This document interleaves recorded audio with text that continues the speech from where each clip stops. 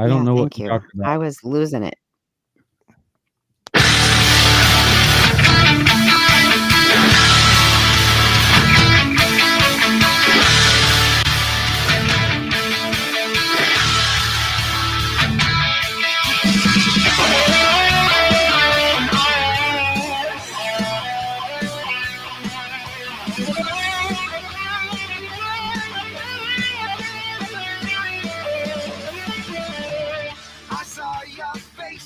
Welcome to the Breakdown, everybody. This is Aaron Barker broadcasting from an undisclosed location deep behind enemy lines, asking the questions that gets kicked out of Bible study and sent to therapy. Thank you all so very much for this opportunity to be in your vehicle, officers, in its warehouse, farmhouse, henhouse, outhouse, or doghouse, wherever it is you may be listening to the Breakdown today, which you can also join if you would like to by going to breakdradio.com, clicking on the mic in the bottom right-hand corner, and we will play your sound off.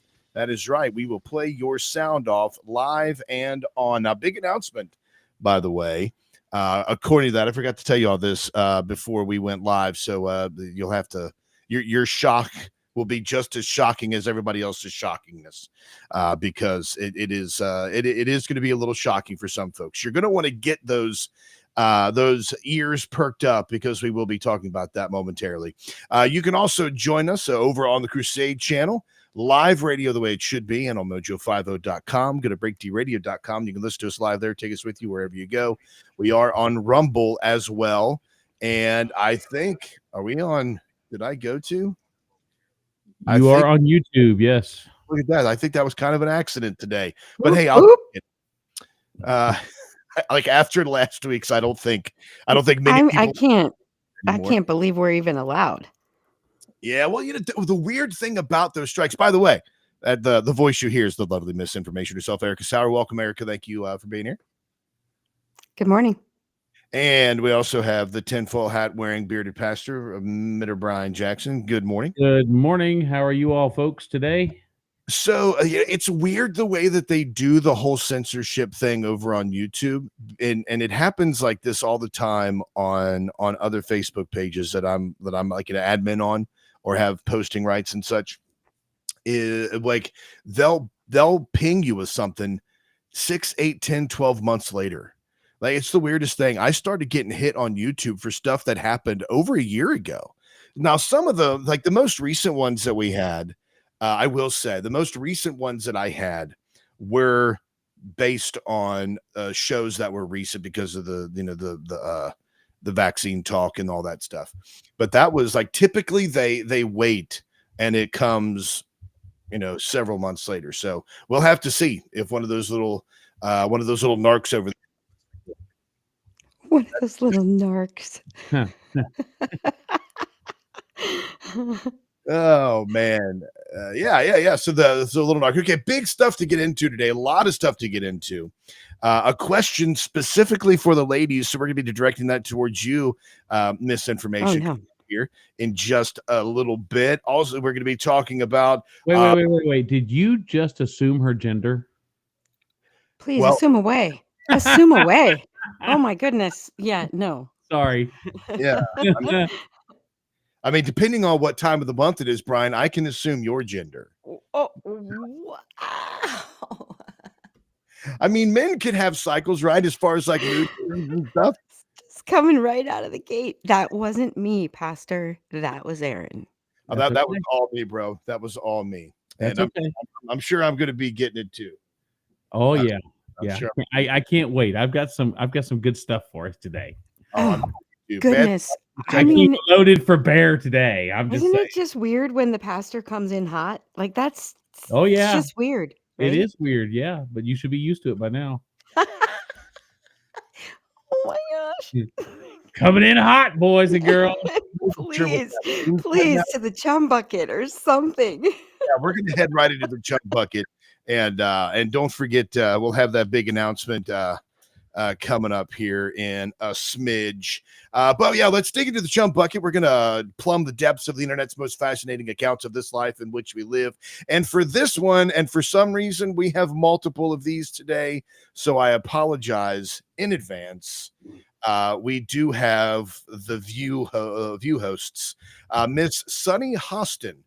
it spoke up about the eclipse. By the way, we either got left behind or there was no rapture. I'm just going to say there was no rapture. I'm not quite sure So how. many things. I mean, there's no new map of the United States. CERN didn't suck us into a black hole.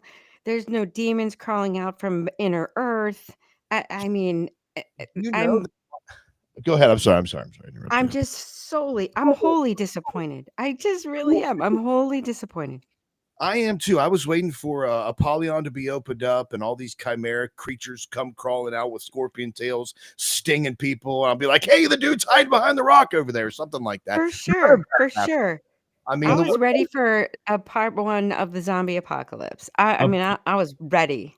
pastor Baptist, a Baptist pastor. Wow. Mr. Okay. Baptist, Yeah, a pastor Baptist, a Baptist pastor friend of mine put on Facebook the other day, said worst period rapture period ever period. that's pretty bad. I did see someone try to post up. They're like, "Oh, the rapture did happen, but it was metaphorical and invisible." And I'm like, "Yeah, that's what the Jehovah's Witnesses tried to say." I Oh, saw a wow. woman post a video where she claimed she saw her neighbors get raptured. That they were good and pious people, and Oh, she saw them get raptured, and she was left behind, I think okay. she needs to call the police because something else happened. That's like right? an abduction. I I mean, was like, if I was that woman's neighbor or living in that neighborhood, I would say, "Can we do a wellness check on her neighbors, please? Like, yeah, can someone go see if they're there?" I don't know. I don't know. and check It that was neighbor's backyard too, because they're probably buried in that chick's yard. Oh, It's like, well, I looked over and there was a mothership over their house. I would be like Captain Kirk in Star Trek, where he was like, well, what does God need with a spaceship? That's one of my favorite ones. That's the final frontier, I believe. Star Did Trek. s did someone suggest that God was an alien? Oh yeah, you've never seen that clip? Oh Richard Dawkins suggested that. yeah, it's actually a starship. Hold on just a second here. Let me so it is the final frontier. And it is so they end up being, oh gosh, I'm about to play this clip. I'm gonna show my total geekdom here. Just a second. Let's share this screen. Is this?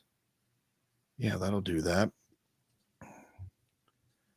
Oh, yeah, it's pretty funny. Now this goes like right along with Von Daniken and stuff. So what happens is they're stranded on this island and they supposedly are in communication with God and they have one of his prophets there with them. And God starts talking to them through this prophet, and this is what he wants. Supposedly God. Brave souls, welcome.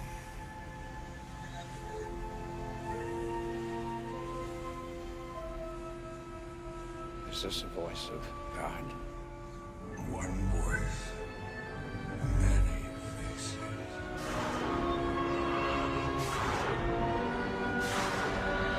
And it's like showing all these different Project Bluebeam. Does God need with the here we go. My Here. power to every corner of creation. Excuse me, I'd just like to ask a question. What does God need with a starship?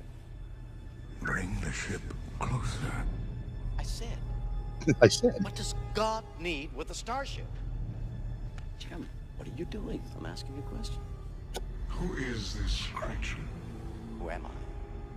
Don't you know? Aren't you God? He has his doubts. Don't you know? Aren't you God? So the whole point was this being wanted to get the starship to him so that he would be able to travel off of the planet he's on.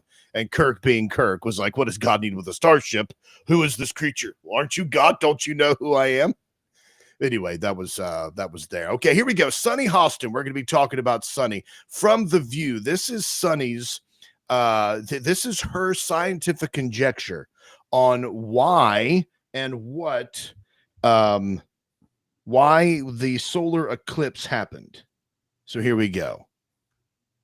So what's kind of crazy is with the earthquake on Friday and then the eclipse today, people are having all sorts of conspiracies about the end of the world. And then I read online that the earthquake epicenter was actually at Bedminster in New Jersey. Right. Fun fact. So it originated with Trump. I have to say, I know, right? I mean, I have to say, Karen Dupiche, our wonderful, one of our wonderful makeup artists, when the earthquake was happening, she put her coat on and she was like, Jesus is coming. I'm out. I'm out. I'm leaving. We've got a solar eclipse. We've got the earthquake. She ran down the hallway. The rapture is here. The rapture's here. And then also I learned that the cicadas are coming. Cicadas. Although I love for the first time in like No. 100 years. No. Two different. Well, this is what I read. There's two different kinds of cicadas. Yes, two different times are coming. The good cicadas and the bad cicadas. But for the first time in many years. No, every 17 years this happens. Well, that's not what I read, but maybe you know, maybe you know better. But in a will way, say all those things together would maybe lead one to believe that either climate change exists, or something is really returning. Oh my gosh. Climate change exists. Listen, when Whoopi's trying to shut down the irrationality, it's gone off the rails because she's not going to do that very often. And that was crazy. The That was cicadas. crazy. The cicadas. Yeah, first, I mean, it's one thing when you have to just correct someone's pronunciation, but when they're talking out their complete butthole, you just have to be like, I'm so sorry. What are we talking about? Many, many, many years. That's as bad as Sheila Jackson Lee was talking about the occurrences of the eclipse. They don't know what they're talking about. And when Whoopi has to shut you down, you are way out of line. The sad part about it is even after she was corrected, she's like, well, that's what I read. So That's maybe what you know I read. better. That's And what then, I and read. then, and then Whoopi goes, yeah, I do. Oh yeah, so it was caused. It wasn't the fact. I'm like the last time this happened. I mean, they've reported eclipses for literally centuries, and we're supposed to be the cause of climate change. But all the other eclipses, they went on. They were regular. They happened all the time. And this eclipse, this one, is caused by climate change. This is a case of people beginning history from when they were born and not actually looking at world history from when it was recorded and when it was talked about. But I mean, so cicadas are coming. And it was funny. She's like, well, these cicadas are coming. That happens every 17 years. And these two particular broods just happen to be like one's a 7 year, like one's a 7 or 13 year, one's a 17 year. And it just lines up this time where there are trillions of them coming. Well, Aaron, that's climate change. That's climate change. It has to be. Like what else could cause it except for the natural course of events, the way in which God set it on this planet? I mean, there could be that. It's absolutely ridiculous. How are we not at the point where we're not just... I'm sorry. How are we not at the point where we're not just laughing out loud at each other? It's crazy. Well, we are. Well, I know we are, but we're all laughing at the same things, right? I mean, I'm hard pressed having conversations sometimes, just not laughing in people's faces. I told my Bible study group on Wednesday, I'm like, you know what really needs to happen with some of these Bible thumpers? They need to quit being stupid. What? I was talking about well, you got a bunch of people out there that are screaming and hollering that Apollyon's going to open up and that the rapture is going to take place, and you got all these stupid prophecies taking place, and it's like, these are not prophetic words. These are stupid people trying to capitalize on people's fear. And then you got people like Sunny Hostin, who runs with that because she even made fun of her makeup artist. She put her jacket on, the rapture's coming. I'm like, you're going to have time to grab a jacket when Jesus comes back. Seriously? Yeah, why? If you really thought the rapture was coming, why did you show up at work that day? That's not how I'm spending my last day. If I think it's all going down, I'm not going to work. I'm in sick. I'm just telling you. I might not even call in. Yeah, like the earthquake wasn't planned. Like so she was at work doing the makeup of Sunny Hostin, which I'm sure is a job in itself. And then the earthquake ends up happening. She grabs your jacket to take off running. I don't think that was planned. Like, I don't think there are any prophets out there saying that this thing was going to happen. There are plenty of, and this is actually a story from the Epic Times. I don't have it pulled up, but I did see it last night. I can't remember who shared it with me or where I saw it, but I ended up going back to the Epic Times, and it did talk about how during the eclipse there were certain experiments being run, like solar engineering experiments. And it's really awesome to actually see some of these more mainstream, even conservative, under conservative guidelines, mainstream media sites actually discussing geoengineering and talking about stratospheric aerosol injections and the poisons that are being dispersed into our atmosphere and the attempt to block out the sun. To see that those are talk. By the way, I looked up at the solar eclipse last week, which was pretty incredible. I had my glasses on. I didn't look up there with my bare eyes, but I looked up there, of course, with my glasses. But before I went out to look at the moon approaching the sun, I didn't see it. I did not see the moon approaching the sun. It was a clear day where I was.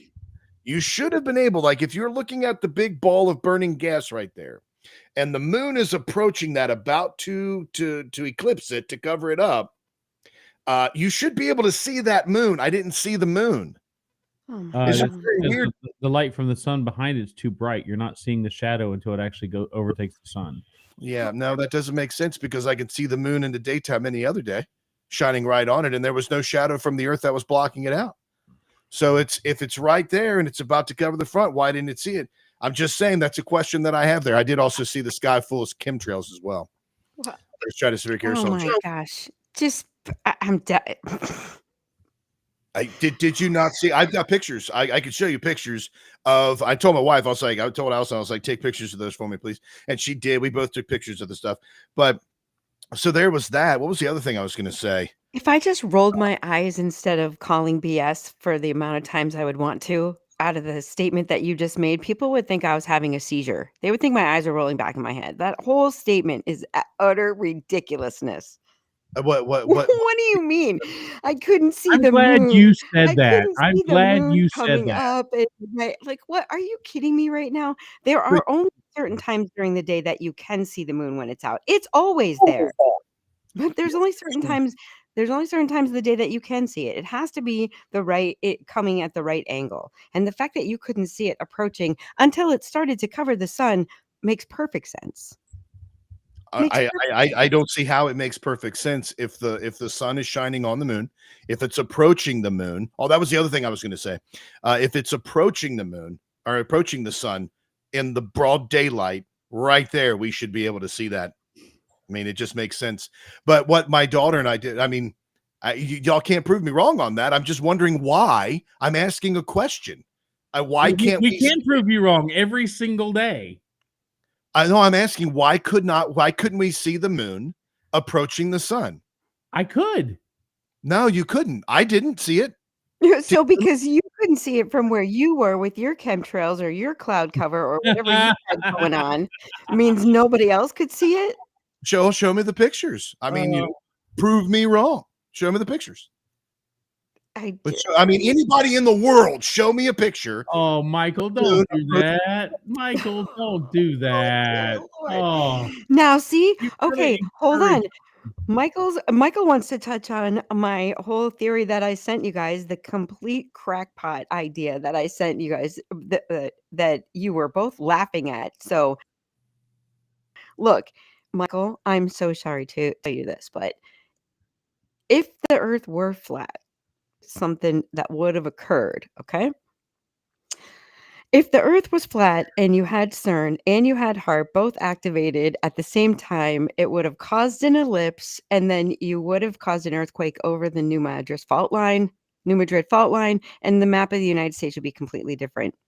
And we had the eclipse, we had CERN, we had HARP all activated, and we're all still here, and there's no giant river running up the middle of the United States, which is what would have occurred were there a dome and those other things happened. So there's no dome.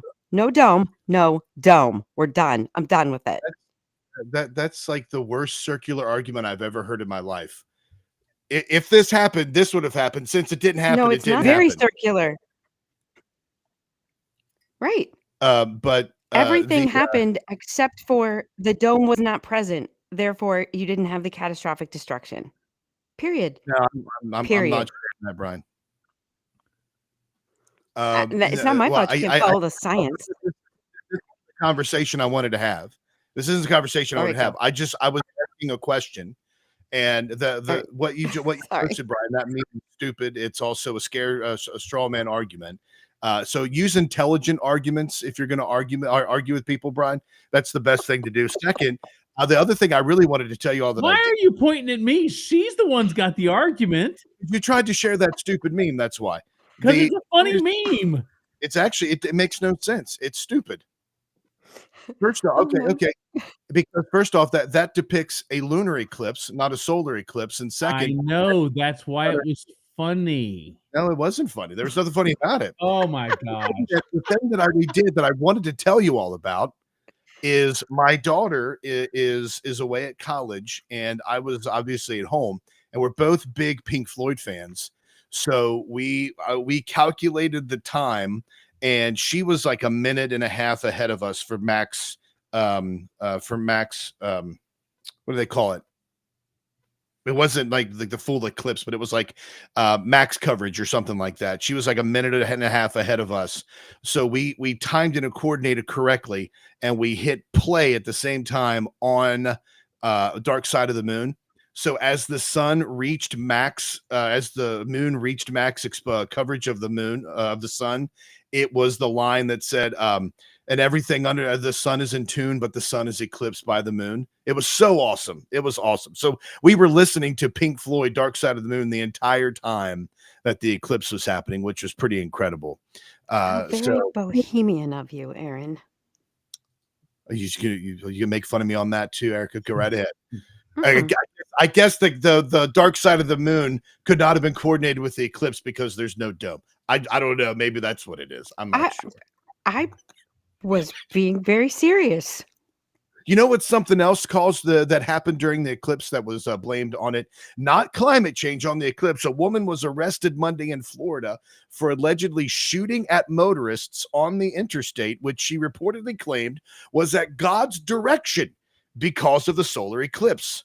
Taylon Nichelle Celestine, 22, shot randomly at drivers on Interstate 10 in Holmes County while careening down the highway in a purple Dodge Challenger with Georgia plates, according to the Florida Highway Patrol. Within 5 miles of getting onto the interstate, approximately 115 miles from the Alabama border, Celestine grazed one motorist when she fired multiple shots into the victim's window, she said. Police said the victim, who was also struck with glass from the shattered window, was able to steer away by moving to the shoulder of the highway. As she drove west, the crazy eclipse lady allegedly shot another driver in the neck, who was subsequently transported to a nearby hospital where he was treated for injuries.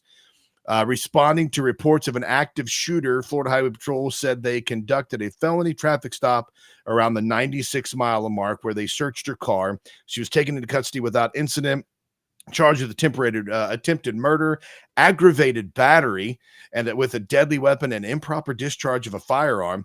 Authorities later learned she was checking out of a local hotel. She told the staff she was going to embark on a shooting spree because God told her to in relation to Monday's solar eclipse.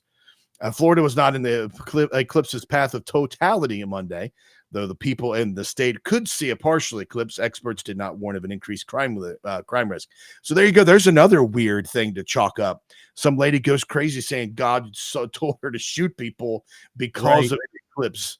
That's great. There's those Bible thumpers you hate, Brian, right there. Yeah, exactly. Those Bible thumpers. I'm sure she probably never cracked open a Bible one bit at all. So get this. This week, good old, well, you know what? I'll tell you what. How much time do we have left in this segment? About a minute. We will. Okay. O.J. Simpson kicked it this week, died of cancer, and all of his kids, including the two with murdered wife Nicole, were at his side in the final days. Friends, family, and medical staffers were forced to sign NDAs as they were around O.J. Simpson. I guess they wanted to make sure that if he dropped any kind of deathbed confessions, that they would not be able to disclose that to the media. That's pretty crazy to me, that the family had to sign an NDA. But what did Sonny Hostin have to say about his acquittal? We'll find out when we get back right here on The Breakdown.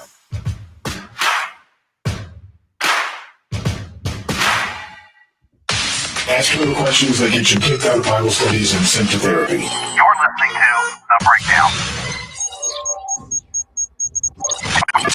Hi, it's Doc Thompson for Matthew 25 Ministries. Matthew 25 Ministries is one of the few charities I'll actually endorse because I know them. I've worked with them, and I know almost all of the money that you donate goes to help people. Go to m25m.org, m25m.org. Fast Track Student Loans can get your student loans out of default, stop any wage garnishments, stop collection calls, and stop seizure of your tax refund. Give yourself a break. Stop the stress and get your student loan payments down to as little as $25 a month based on what you can afford to pay. 800-709-4395. 800 for a premium subscription to just $5.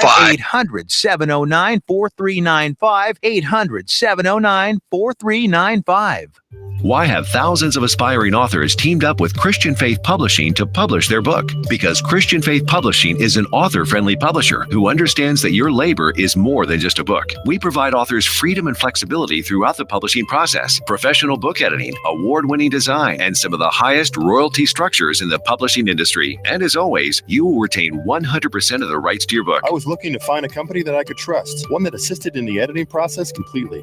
The most important qualities that I was looking for was a publisher who was honest and upfront, no hidden costs or fees, and owning the rights to my own work. Christian Faith Publishing will publish, market, and sell your books in all major bookstores, online booksellers, as well as specialty Christian bookstores. Call for your free author submission kit.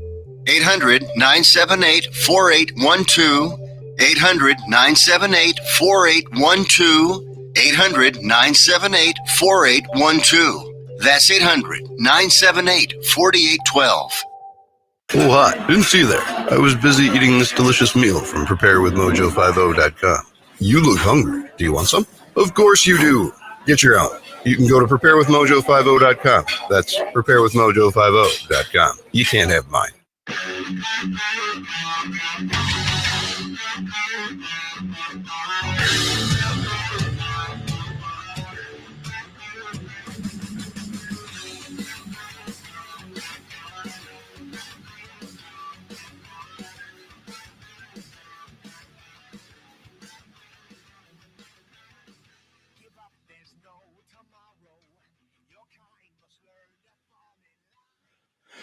Welcome back to The Breakdown, folks. Thanks so much for staying with us during that break. And I want to let you know here, just a second. I want you to see my beautiful shining face. There we go. All right. Everybody can hear me, right? Okay. We are, just a big heads up. Yeah, they're over in the Crusadum Stadium chat room. Several people are hanging out with us over there. That there are some tech issues. Yes, I am in a temporary studio right now. We should be getting into the new studio, hopefully here in the next at least month or 2 months is when everything should hopefully be done in that area. And then we'll be able to finally get everything worked back out. I really, really do appreciate everybody hanging with us and making sure that you still support us. It's been really great. We've seen people, reaching out to us, folks that have been doing some amazing stuff and helping us out, and just been absolutely incredible. The community is really rallying behind us on that. And just a second here. All right. The big announcement. So to next week, I'm actually in the process of migrating our website over to Substack, because Substack's pretty awesome. And a lot of great things going to be helping out over there. So we're going to be starting some newsletters coming up here in the next several months, some things you all can connect with. There's a chat feature over there. A lot of great things you can connect with when it comes to Substack, but one of the things that we will not have over on Substack is the sound off. So this week and next week are the last weeks that you are going to be able to call in and do a sound off during the show. Now, that could be temporary. We might fix that in the future. If we can find a solution for that in the future, we'll be utilizing that. However, just want to let you know, if you want to get in your last couple of digs there, get in your last couple of sound offs, you can do that. But the great thing about it is you're still going to have the live chat during the show every week over at the Crusader Stadium chat room, live radio the way it should be on the Crusade channel, on Rumble, on Facebook, and then of course the chat feature that we're going to have there on Substack as well. So all of that is going to be available to you, but it's just not going to have the sound off feature. So if you want to get in those last few digs, go to breakdradio.com, click on the mic in the bottom right-hand corner. We will also be able to play that sound off for you as a going away for the sound off. It'll all be part of that. Now, we did talk right before the break that O.J. Simpson was done. El Dedo, his next act will be standing before God, receiving his judgment, and will have absolute justice for what he did. So here's what Sunny Hostin said when she was. I told you I was going to have a couple of these clips, and I didn't necessarily do this on purpose. It's just when you start finding one clip, and then it just kind of snowballs. You know how that is, Brian. You kind of go into this rabbit hole, and you find one clip, and then there's another clip, and then you're like, wow, some people out there really need an education on certain things. What's funny is it, like you said, it just builds. Like you think you're on one story, and by the time you're done, you're completely somewhere else in a different existence. Yes. Well, I do this all the time. Like it's the worst thing for me, and it happens on TikTok too. But you start scrolling through, and it's on Facebook. Typically, you see these reels. You see one about that you're interested in, right? And then you just start watching it, and then you just keep scrolling through, and you get sucked down into this rabbit hole of watching all of these reels and clips, etc., all the time. It's pretty insane. But here's what Sunny Hostin said this past week in regards to O.J. Simpson and his verdict, which honestly, anybody with half a brain knows O.J. Simpson was guilty, which we're about to find out as well. But here's what Sunny had to say about that. You know, I think it was less about his guilt or innocence, and rather about the system and how the system treated African Americans and continues to treat African Americans in this country. You have to remember, in putting it into context, the acquittal of the officers who beat Rodney King almost to death in front of the world's eyes was in 1992. This happened in 1994. And I think for the Black community, it was less about whether or not O.J. did it, because I think even today you'll go to, barbershops and beauty salons, and people will say, he did it, but he got away with it. And the police officers, police officers have killed many more people than O.J. Simpson. Also, they probably, I think didn't trust that the police did not plant evidence. Well, Mark Furman. So just the first part of that is that O.J. Simpson did it. The Black community knows. Now I'm sure she's not speaking for everybody in the Black community, but she's saying you go to hair shops, salons, etc. The Black community knows O.J. did it, but the Black community is fine with O.J. getting away with murdering 2 white people because cops murder more people than O.J. did.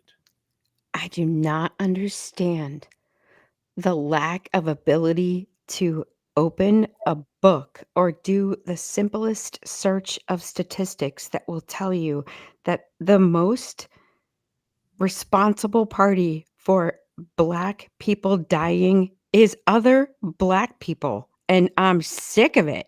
I'm sick of this BS that we have to listen to constantly, right?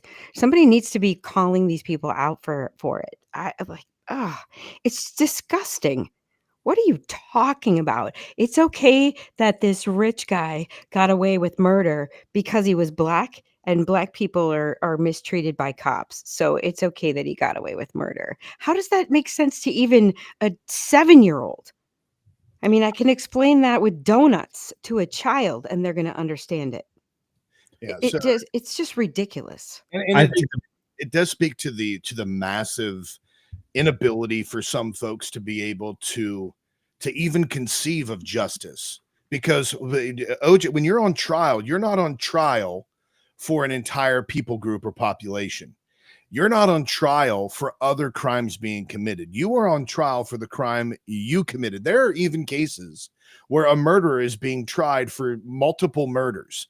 And in most cases, if you're charged with murdering citizen A, you're tried on the evidence just for that, and then you're tried and convicted. When you are tried for murder of citizen B, your prior bad acts or other convictions cannot play into the decision of the jury on that case, because it has to be a case by case basis.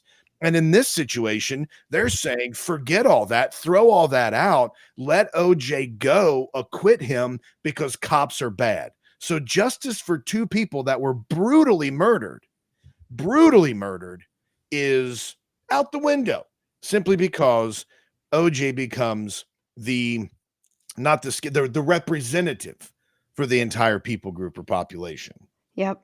My favorite theory is them trying to make a martyr out of him by saying that he went to his deathbed, keeping the secret that it wasn't him, it was his son, with the dog hairs on the hat and the knife that matched, but no fingerprints taken. All this, trying to make a martyr out of this guy and say that he really didn't do it, and here's how the police fumbled it, and here's who did do it.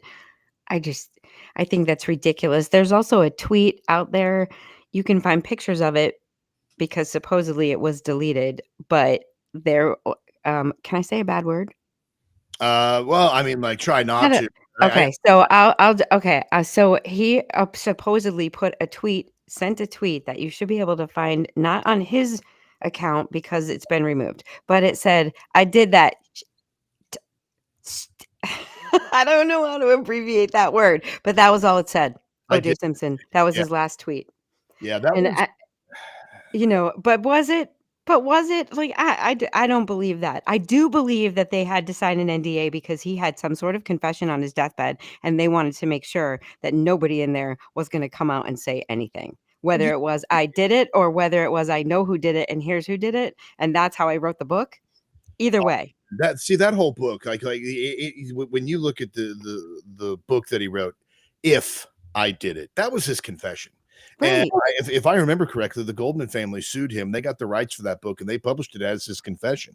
Yes. To everybody. So I mean, like, it's there's no evidence. I think there's only like one person that did a documentary that thinks that OJ's still innocent. There's like everybody out there knows, oh my gosh, this guy did this. Right. And to hear that this admission was, well, this case wasn't so much about whether or not he was guilty. It was whether or not cops were bad. It's like, look, that is not what this was about. But I'm glad that we serve a higher, and she was an attorney, if I'm not mistaken. Yeah, but that doesn't mean anything anymore, Aaron. I mean, you've got countless attorneys and prosecutors across the country that are completely dismissing anything that has to do with actual crime and punishment. The actual irony of it is that what they complain about is that the famous people getting special treatment, the rich people getting special treatment, and the white people getting special treatment, right? This was a rich black man who got the most special treatment ever, and they don't care about any of that. He got off on a technicality. There are hundreds of murderers who go scot-free annually. It's not a big deal. It's not a big famous thing. He got special treatment just like every other famous rich person, no matter what color they are, but they can't say that. They can't come out and say that. Yeah. All right, folks. You can sound off on that, by the way. BreakDRadio.com. Click on the mic in the bottom right-hand corner, and we will play that on air. Now it's time for everybody's favorite segment. You're teaching some bad theology. Your bad theology's annoying me. Oh, you're teaching some bad theology. Repentance is the only cure that you need. That's right, ladies and gentlemen. This is the part of the show where we play bad theology and then we make fun of it or poke or mock or definitely point out the bad theology-ness of it, and then we let you all enjoy. This is looks like proof that hell is a lie. This is sight unseen, so this is a TikTok video of Brian. Is this correct? This is a Christian witch, or no? This is just a witch. I don't know if it's a Christian witch or not, but it's just a witch. Okay, and this Christian witch or this witch here claims that she has absolute proof that hell is not real. Let's see what she has to say. You want to know why most Christian witches are not afraid of hell? Because there is no such thing as hell. It is completely contrived. It is made up, conjured out of the minds of humans. It is nowhere to be found as a comprehensive doctrine in the Bible. And I'll give you a little proof. Quoting from the book, Raising Hell, the doctrine of eternal torment was not a widely held view for the first 5 centuries after Christ. Do the research on hell, and what you will find is that the hellfire doctrine of eternal torment came into existence 400 to 500 years after Christ. I ain't afraid of hell because there is no hell. Okie dokie then. Considering that Jesus talked about hell more than he talked about heaven, you probably ought to check your sources and not use somebody else's writing about the Bible to critique the Bible. To be honest with you, I would love if there was no hell. I mean, because and I say that, of course, I say that with my human twisted understanding of justice and my desire for no one to be in pain, right? And my desire for everybody to be happy and to get along and to be fine with things and to believe we live on a flat earth. That is all I want, right? I don't want people to be in pain. That's what Satan wanted. That's what Lucifer wanted. I'm not sure if that's what he wanted. Satan wanted everything.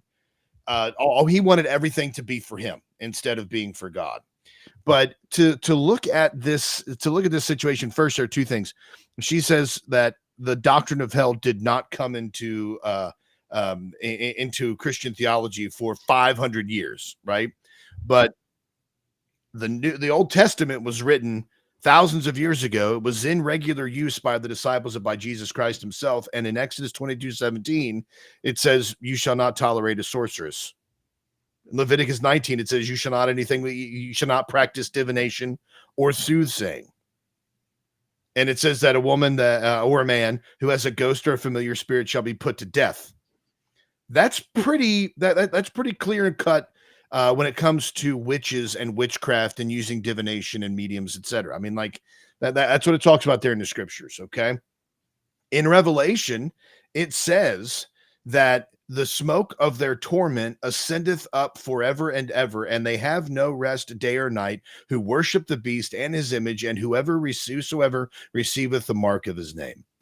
So there are scriptures in the Bible that are very clear when it comes to the fact that there is a hell. And preaching and teaching and talking about and telling people about the doctrine of hell, although not the reason to repent, the reason that we repent and trust Christ is because of the goodness and kindness of God and what Jesus did for us. Yet we're told in Jude that we are to snatch people from the fire, plucking them like a firebrand from the fire, pulling them right out of the burning flames, right? Yep. And we're supposed to use that. Some have compassion, making a difference. On others, save with fear, right? So we preach the full counsel. We preach the full gospel of God. When it comes to the doctrine of hell, when it comes to the doctrine of salvation, when it comes to the doctrine of the Trinity, etc., all of those things have to be taught appropriately. Otherwise, we're not doing justice. Curtis said, "Why are there only mediums and never smalls or larges?" That's funny. I was asking the same question from the Facebook chat. What's a Christian witch? I don't even know what that is. It's an oxymoron of people who are going to die and go to a place they don't believe in if they don't get their life straight and give it to Jesus. Okay, second question. What is a familiar spirit? Is that what you just said when you were just reading that last passage? What do you mean by that?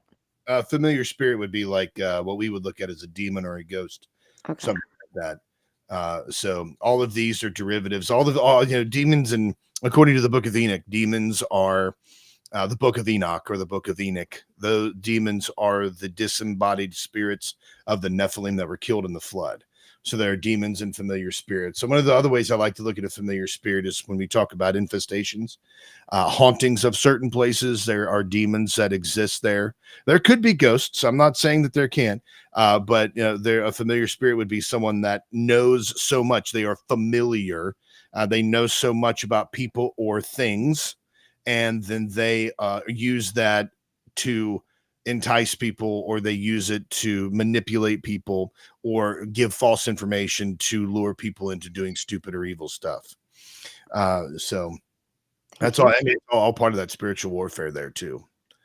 But the most important thing is when you rebuke demons at TJ Maxx. Looks here like we've got another one of these videos about spiritual warfare. TJ Maxx. TJ Maxx. I guess they're going to rebuke those deals and those sales that are not deep enough discounts. Let's see what they have to say here.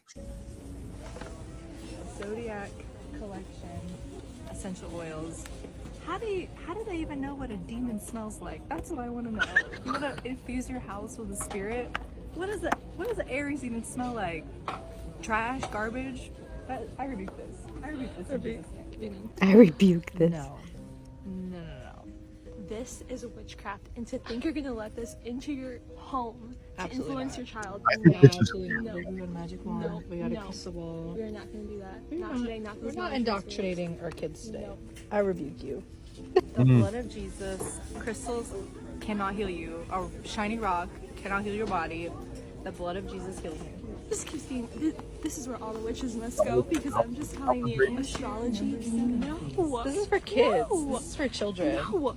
No. What is TJ Maxx? I just don't understand. That is This is disgusting. This is how to get a demon 101. Come to TJ Maxx and start buying stuff. Okay, so this is like a parody. They're kind of making fun of the stuff in there, but all these products. I mean, now there is a bunch of New Ageism that's creeping into Christianity, and New Ageism that's creeping into churches that's been doing for a long time there. But I think that's just a joke there. But hey, there's another thing. I hope. All right, well, there's bad theology for y'all. You can go to breaktbradio.com, click on the mic in the bottom right-hand corner. We'll play your sound off. If you want to rebuke some demons out of TJ Maxx or speak to familiar spirits, there will be no witchcraft here. There will be no witchcraft here. I tell you. Don't make fun of me. I was asking that question because I wanted to there are people that say that they have their dead family members that do stuff from time to time. Is that a familiar spirit, or is that, dead family members that do stuff from time to time? I think those would be classified as demonic familiar spirits. Yes. Really? Yes. I don't believe Grandpa hangs out in the garage after he dies. I'm sorry, I just don't. The Bible says that it's appointed unto man once to die, and after this the judgment. So Aunt Lulu is not hanging out in the front porch, and Grandpa's not hanging out in the garage because they have unfinished business. That's a bunch of hogwash. Well, I mean, just because it says well, I'm doing the radio show and after this I'm going to eat. That doesn't mean that right after this I'm going to go get me a bite to eat. That means at some point after this I'm going to eat. Or it is a radio show, and then after this, I swear, if I argued that water was a liquid, you would say, no, it's not. It's a solid. Oh, I know what you mean by that, Brian. I mean, simply because I disputed something you said, I disagree with something you said. Simply because you dispute everything I say, even if you were making the same argument. Now, here's the problem. If I say, no, I don't dispute everything you then say, you're going to be disputing everything I say. You're trying to trap me. Oh, my gosh. And if I say I do dispute everything you say, then I play into your trap. That's what you exactly do. That's what you people do. That's it. Hold on. Don't you bring me into this "you people" kind of thing. What is that supposed to mean? Hey, you're the one No. who can't stop shouting amen on Facebook. Amen.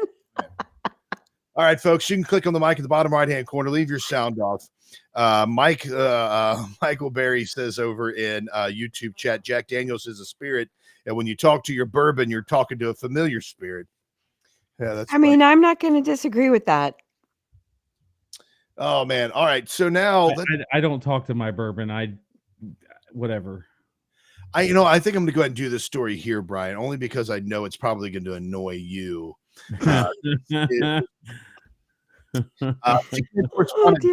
O'Sullivan went to bat for the Biden campaign on Thursday's edition of Anderson Cooper 360, where he said of conservative Christian concerns about Biden, some of these fears are fueled by misinformation. So what this man does is he goes out and he starts interviewing people on the street, which is always the best thing to do, is to catch somebody off guard and try to make sure that they can't answer your questions specifically. So here we go. This is what they had to say about Christian nationalism and this interview for Anderson Cooper 360. 44% of Americans say the Bible should have at least some influence on U.S. law. Do you think, is America a Christian country? I believed that growing up I did. Yeah. Founded as a Christian country? Yes, it was founded as a Christian country. But obviously in the Constitution there is that separation of church and state.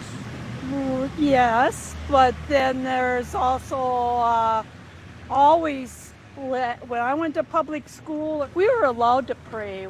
Okay, so there are two things. First off, this kind old lady, she looks very nice. But there are two things first she said that I'm like, I'm going to throw a flag on the play. First thing she said there is that this country was founded as a Christian country. I dispute that. I don't necessarily think it was founded as a Christian country. I think Masons and deists got together and they used the Bible and they used certain parts of that to create the country. But this is a great Masonic experiment, what we're living in right now. The second thing about that is she allowed him to get away with just a blatant lie, especially when he uses the terms like obviously, Right. Obviously, the Constitution says that there's a separation between church and state. What they need to do is they need to throw this lady an apple and then tell her to take a bite of the apple and ask, what do you mean by that? Every time this dude asks her a question while she's munching on an apple. Because if it's so obvious in the Constitution, please show me where the Constitution says that there is a separation of church and state. I would really like to see that.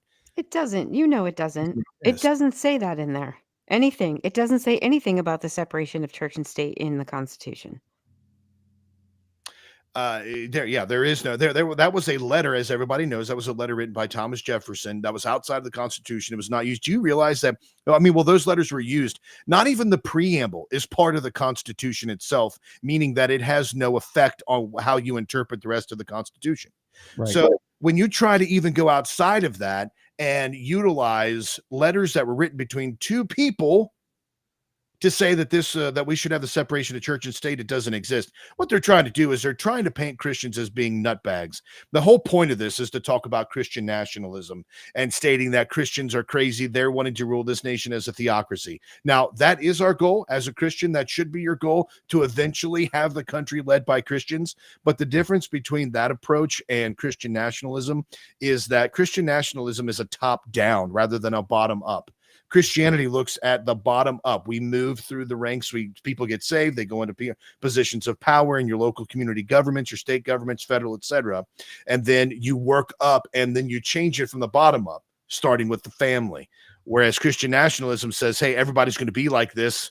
So this is what we're going to do. This is how we're going to lead the nation. And I can't help but think that the reason they're throwing this canard out there about Christian nationalism so heavily and so hard is that there's a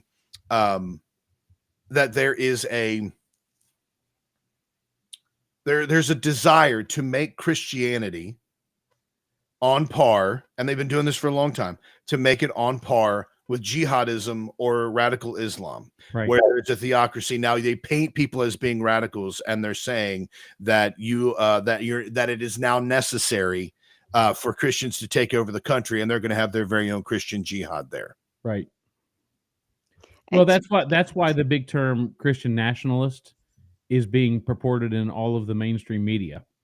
Anybody who has anything to do with a Christian church, anything to do with any kind of moral right, any kind of hey, we shouldn't be killing babies, or hey, we shouldn't be doing this, or whatever, that is being seen as now you're militant and you are the problem. You are the one that is the non-believer. You are the one that's out just to kill and destroy our way of life. You are the ones that's censoring us. You're the ones that telling us what we can and can't do, and where we can and can't go. And by the way, all you are clinging to your Bibles and your guns. I mean, this has been going on now, Aaron. I believe, like, back since the Bush time frame, when he was up against who was he running against? Barack Obama. When they started that garbage with Barack Obama, and they started the whole thing about how that Christians are just not even shouldn't even be in regular society. We're a menace to our nation. Right. It's All been, right. I mean, you can go back pretty far. Oh, yeah. In 2015, my daughter was told she couldn't wear a cross necklace to school or bring a Bible as free time reading material. Yeah, I'm just going to tell my kids, well, they're not going to be in that position, but if that was ever told to them, I'd be like, yeah, you're taking your Bible, and I want you to read it. If you get kicked out because of that, well, praise be to Jesus. All right, folks, that's it for hour one. We'll be back here momentarily, so stay with us. Keep watching like you have a breakdown. We'll talk to you outside.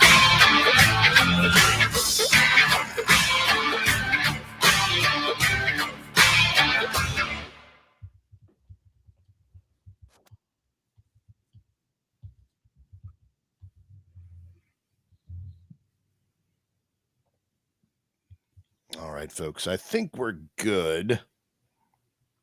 All right, I'll be back. Sounds good. If everybody needs to take a break. Yep, I'll be back.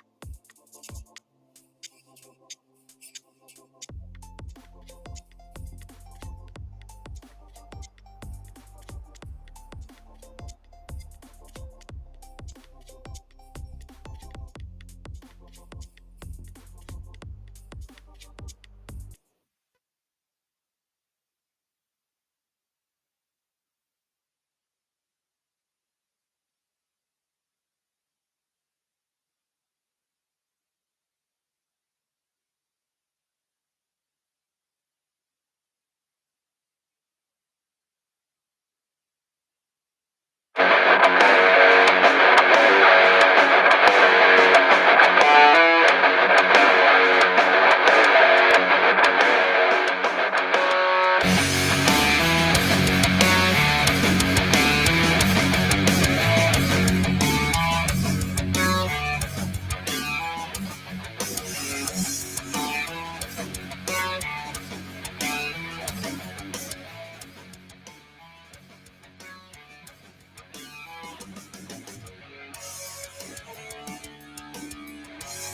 right, be prepared, folks. We're about to break some people's hearts. That's right. Welcome back to the Breakdown, everybody. This is Aaron Barker. We've got Misinformation and Brian, the bearded Pastor Jackson, joining us here on the show as well. We've got a boatload of people that are hanging out with us over on Rumble and over on Crusade, in the Crusader Stadium chat room, Crusade channel, live radio the way it should be, on Mojo 50 as well. All of those are places where we can now have communication with one another and hang out with each other. And as mentioned last hour, we are discontinuing the service that I'm using right now for the sound offs and for the website. That great website, great folks over there, just not enough to what we're trying to do to reach a larger, broader audience. With the new platform over on Substack, it gives us the ability to focus on writing, on doing articles. So I say us, Erica and Brian are also involved in all of this to the extent that they want to be.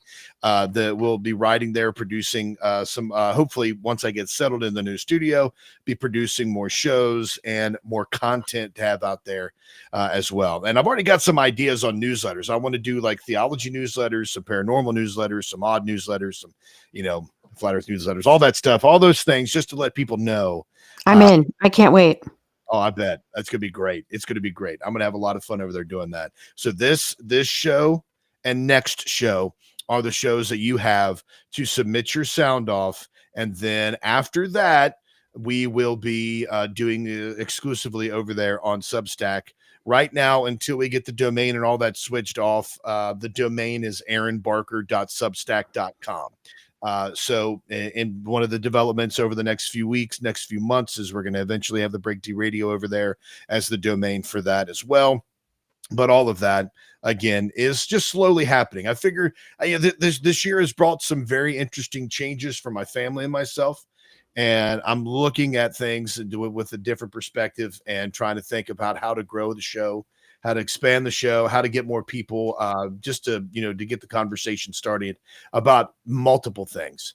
And one of those things that we're going to be talking about right now is the Golden Bachelor. Did either of you watch the Golden Bachelor when it was on TV? Neither of you were either of you regular Bachelor fans? Absolutely not. Okay. I don't watch a lot of television, so no.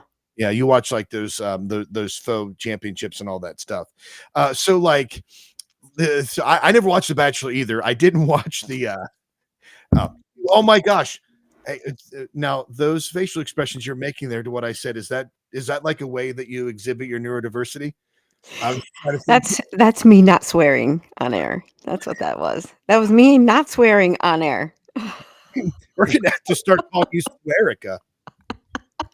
Oh my gosh. Okay. All right. So I did not watch the Golden Bachelor. Okay. I've never even watched the regular Bachelor. Now I did watch a couple episodes of the Golden Bachelor. It's not that I hate it. Not that it's just not my bag. I'm not it's into my bag, baby. It's not my bag, baby. It's not my bag. I personally don't. I just didn't. And again, it's nothing against anybody who watched it. But anyway, the whole point of The Bachelor, for those who haven't watched it, you have The Bachelor, and then they go to this mansion, and if it's a bachelor, he meets, I think it's like 2 or 3 dozen women, and then each week he narrows it down, and then they spend time together, go out on dates together, and then he narrows it down even more till eventually he gives one his final rose. That's how they kick you off or keep you on. They ask you to have a rose at the end of each episode, and one lady goes home and multiple ladies, whatever.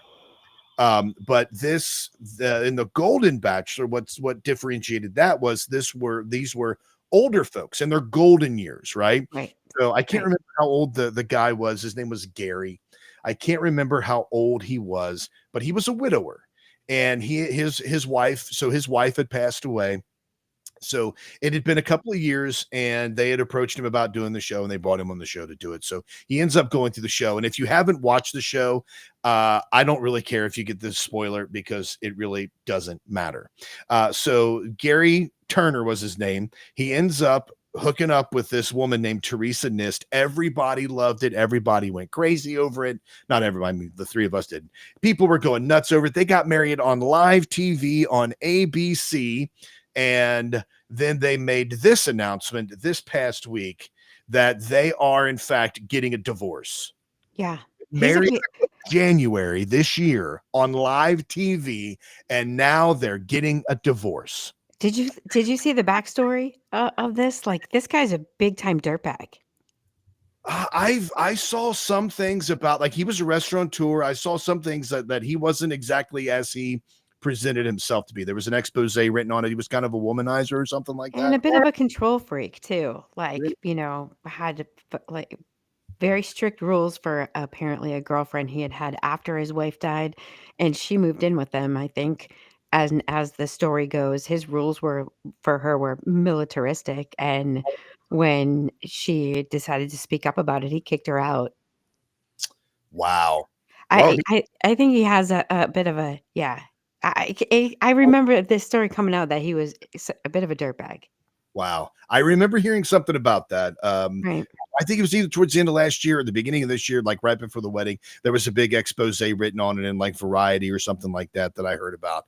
And but here is this announcement. They made this big announcement, and my goodness, it is a snooze fest. It's almost as much as a snooze fest as the show was. Hold on for me, so here is their announcement on. Oh, she looks thrilled to be there. Just look at that face. Yeah, look at that I mean, face.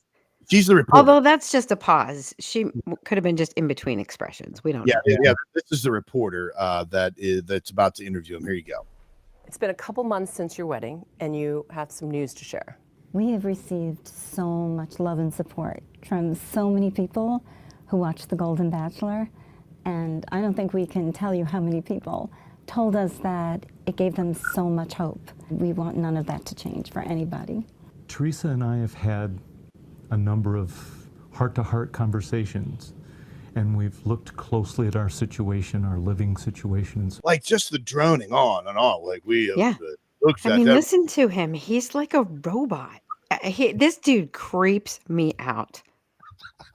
Here we go. He creeps me out. Look, I'm telling you, there's got to be something wrong with somebody who is supposedly a millionaire or, you know, financially super stable millionaire, and his wife dies. And I mean, he's not horrible looking. You're telling me he can't meet somebody? If you have to go on TV to meet someone, there is something wrong with you. There's something wrong with you. Here's the rest. So forth. And we've kind of come to the conclusion mutually that it's probably time for us to dissolve our marriage. Dissolve our marriage. Dissolve our marriage. Yeah. That's how they ended up doing it. Like they're working up to it and like, we're going to dissolve our marriage. And then the reporter just stared at him a second. She's like, you mean a divorce? Yeah. Yes, we mean a divorce. I mean, now one of the reasons that not one of the reasons, there are many reasons.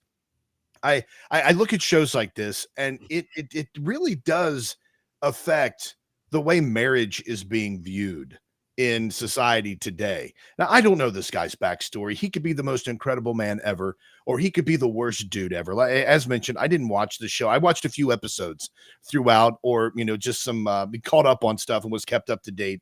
From what I saw, this woman here was extremely manipulative. And I would not have chosen this woman. She would have been out way before. But I found this woman to be very manipulative. But the whole thing that I look at on these shows like The Bachelor and 90 Day Fiance or something like that, 90-minute Fiance or something, you know, they just look at marriage as a way, like not even as a sacred institution anymore. It is no longer viewed as a covenant between a man and a woman that is a display or a picture of the gospel on earth. They look at it. It's just like, hey, we're going to hook up for a little bit and see if this works out. We might as well be married while we do it. I honestly don't understand the mentality that, it's sin that, of course, impacts people, but the mentality that comes with nowadays when it comes to marriage, it's taken so loosely and it's looked at with such disdain. The reason they give is that they could not decide on where to relocate with their families. So it says here that Teresa vowed to stick with Gary through thick and thin, but their marriage ended when disputes over where to live became too much. They had heart-to-heart conversations and mutually decided to dissolve their marriage, which, as we saw, means a divorce. So, in death do us part, in sickness and in health, etc., etc., except for where we're going to live and move. Okay. First, I don't know. Did they get married? It's not like they got married in a church, did they? They got married on live television. I'm assuming it was like your typical justice of the peace type ceremony, right? There's no sacrament involved in what they're doing. Well, yeah. I mean, it was just from what I could tell, it was just on television. I don't know what. So it's just a legal contract for these people. Are you saying they weren't actually married? No, legally they were married, but in the eyes of a sacrament or in the eyes of a faith-based marriage or in That the doesn't eyes matter of anymore. right, in the eyes of that type of correct union, which is what it's supposed to be, that's not that. I don't even think that's the same thing. This is ridiculous to imply that once a year they can put up a different person and they're going to fall in love with somebody out of the 30 people that they've chosen on the show, and this is how it works. Yeah, the whole process, the dating process, because even through this process, at the and again, this was my first exposure to this, to the way The Bachelor was done, but I was appalled there when it gets down to like the last 2 or 3 women, and then you have The Bachelorette as well. They do that show, of course, but when it gets down to like the last 2 or 3 women, you can choose when you go on an individual dates if you want to have one of them spend the night with you. Right. So on the show, you decide essentially in front of a worldwide audience whether or not you're going to engage in premarital sex with this person. And it could be with one of them. It could be with both of them or all 3 of them. It could be with multiple women. If I were in that situation and a woman was vying for my attention, and I found out that she had sex with another guy that she was seeing, trying to determine by process of elimination, I would be like, I'm going to make this process easy for you. I'm out. You that it's just another thing, like you're going out on a romantic date, or you're you go out skydiving, or on a walk or a hike. If you look at sex like that, it's just a part of a relationship and not the covenant the covenant deal that it's supposed to be between you and God, or the covenant that's supposed to be between you and your wife in front of God, and the reason that it exists, then that means you don't take marriage seriously at all, which at this point, I'm out. I think it's really a modern day version of the match game. I mean, the only difference there's not an only difference, right? But the key difference in The Bachelor or The Bachelorette, where you are a one and you're trying to choose from a several, right? On the match game, they didn't get to see them. They just got to ask questions, right? But think about now the progression of the match game turns into The Bachelor, The Bachelorette. I'm single. Here's my choices. But you're going as far as to say that it matters, like the try before you buy theory is how we're now determining if we're going to marry someone or not. And I don't think it means how they're applying it.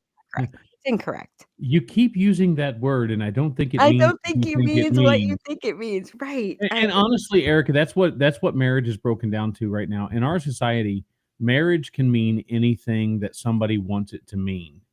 I mean, it used to be one man, one woman for life. Period. The end. That was marriage. That's all there was. That was the Bible definition. That was God's definition. And since He created it, we kind of have to go with His definition. But For now, a widow. huh? Go ahead. Sorry. Well, so there were when God made His definition, that should be what marriage is. Now we're to the point where you can marry, 2 guys can marry, 2 girls can marry, 3 guys and 2 girls can marry. I mean, everything is completely out the door, and whatever I want to call marriage is what marriage is. So just I like can't Christopher believe said you over left out in the woman and who married her dolphin. I mean, well, that's you sneaky. can marry yourself, right? There was a guy up in Massachusetts that married his stepson. But What? that was purely to jump through legal hoops so that he would not have to worry about inheritance tax. He was about to die, and so he married his stepson so that he could leave everything to his spouse Come and on, not. we have Yeah. U.S. House of Representatives members who have married their brothers to stay in the country. Well, there's that. We can't talk about that because that's a different religion, and now you're just being a bigot. But I'm not I being mean, I'm not being a bigot. I'm just saying there's a difference between a marriage as a contract, which is what it is, unless not a marriage. right. That's it. Not as it was intended. It's not biblical. That's not a biblical union at all. Right. And what I was going to say before is, as a widow, one of the most difficult. It's a very difficult thing. People very rarely understand reluctance to remarry or be in. It's hard. That's a hard explanation. But they're definitely doing it wrong. I mean, Well, if they're doing it wrong.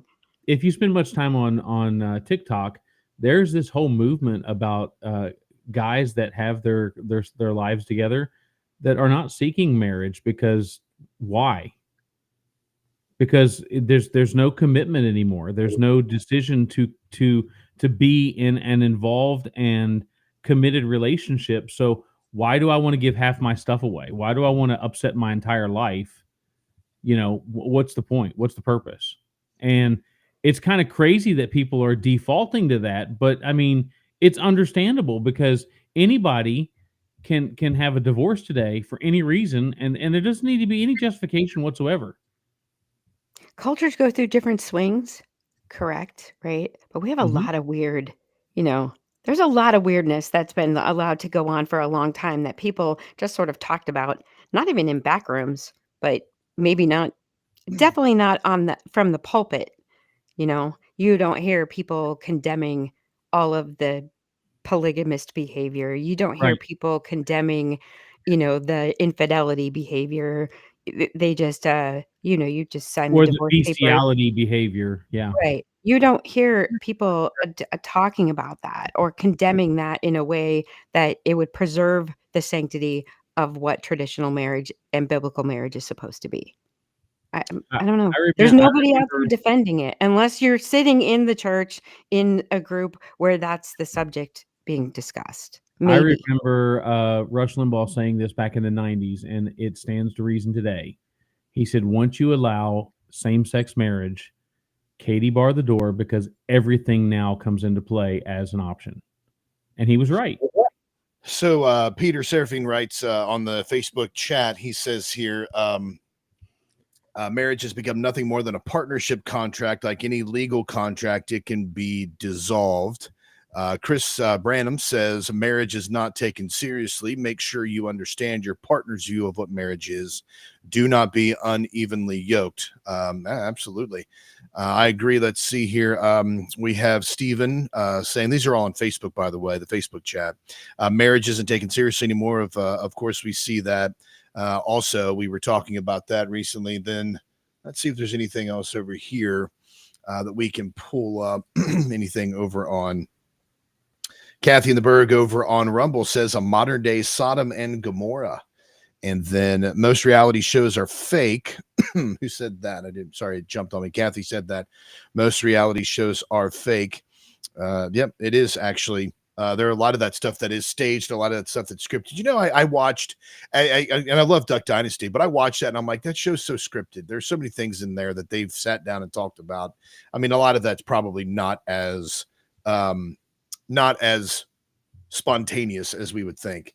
Another thing, since we're talking about family, the Michigan school shooter The young man that shot up the Michigan school, of course, the Michigan school shooter parents have been sentenced to 10 years in prison for not stopping what the judge calls a runaway train. The first parents convicted in a U.S. mass school shooting were sentenced to at least 10 years in prison Tuesday, as a Michigan judge lamented missed opportunities that could have prevented their teenage son from possessing a gun and killing 4 students in 2021. Oakland County Judge Cheryl Matthews said these convictions are not about poor parenting. These convictions confirm repeated acts or lack of acts that could have halted an oncoming runaway train. The hearing in a crowded, tense courtroom was the climax of an extraordinary effort to make others besides the 15-year-old attacker criminally responsible for a school shooting. Jennifer and James Crumbly did not know Ethan Crumbly had a gun.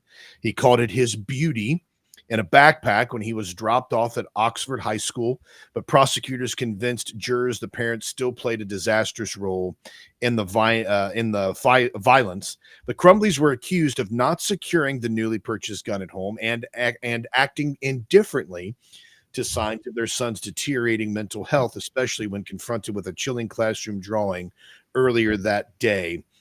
They were convicted of involuntary manslaughter, and Craig Schilling, Justin Schilling's father, told them that the blood of our children is on your hands too. So here we have these parents were sentenced to prison for 10 years for involuntary manslaughter because they did not stop their son from having access to weapons that could have hurt people, weapons that did hurt people. They did not stop their son from, or they did not help their son when he was crying out for help and getting him some type of assistance, biblical counseling or any kind of counseling or anything along those lines. And this is deservedly so. They should be punished for their lack of horrible parenting because they suck as parents.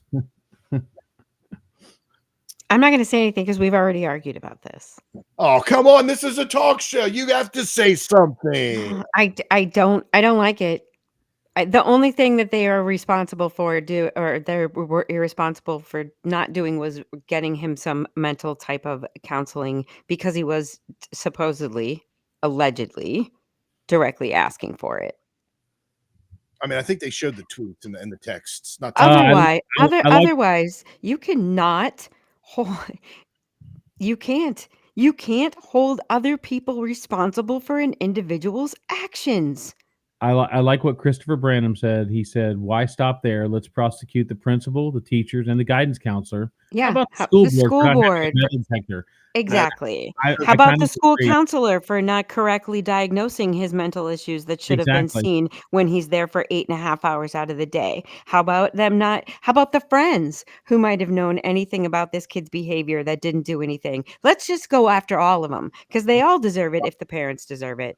You have to look at this in a logical way. Oh, now I'm being illogical? Well, you are a woman. No, Wow. Wow. Wow. No, but no, the reason that And Your Honor, that's when she pulled the trigger. And it would be justifiable homicide, by the way. I would totally get away with that. The reason why this is different than the principal, the teacher, the guidance counselor, et cetera, is because of the relationship with the student. You know, first off, one of the things that we always talk about, and I think I've said this before, one of the things we always talk about, especially as folks who have an issue with public school, is it's the parents' responsibility to teach their kid. All right. So if the parents bear responsibility in the education of their child, why don't the parents bear responsibility when they purchase a gun for their kid and then don't properly secure it and then allow their kid to go do something like this because they don't help their kid at all? They didn't allow him to go do that. You're conflating two different concepts. I apologize for saying allow. I apologize for saying allow. But by not doing anything about this as being intimately involved with them, by being a parent that lives in the house with the child, who the child is texting the parents and telling them, I need help. And the parent goes on to their own horse lessons, or they go onto their own, they go about living their own lives, and they ignore what the child is actually saying. The intimate relationship that they have with their kid and they do nothing about this, that's different than a principal or a teacher or a guidance counselor who may notice something is wrong.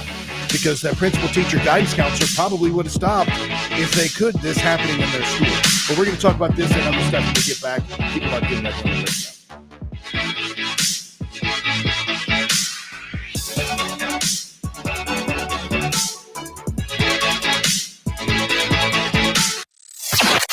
Fighting for your right to be wrong. Mojo 50.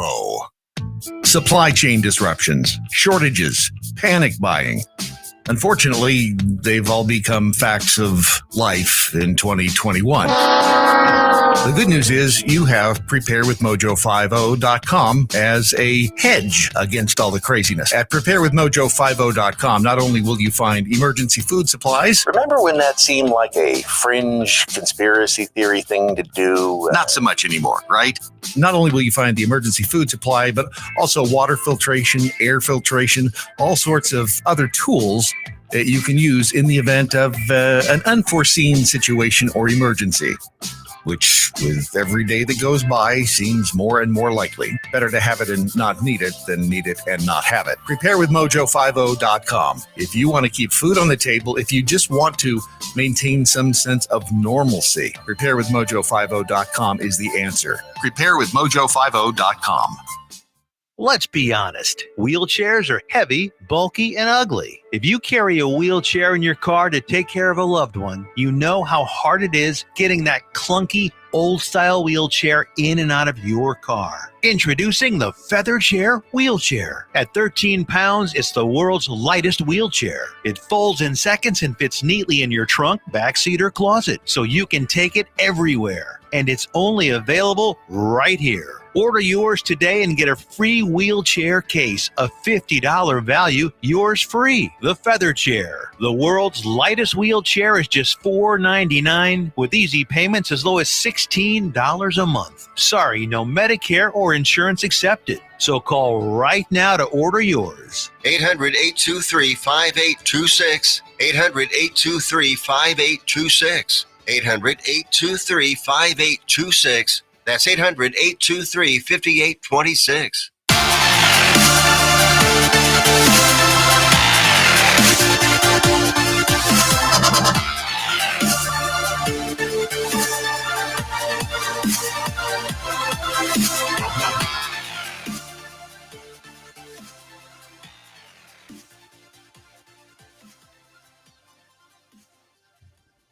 All right, igniting a firestorm over there. Now, you all know I was just messing around with Erica. I think she's a very logical person. That's why she's on the show.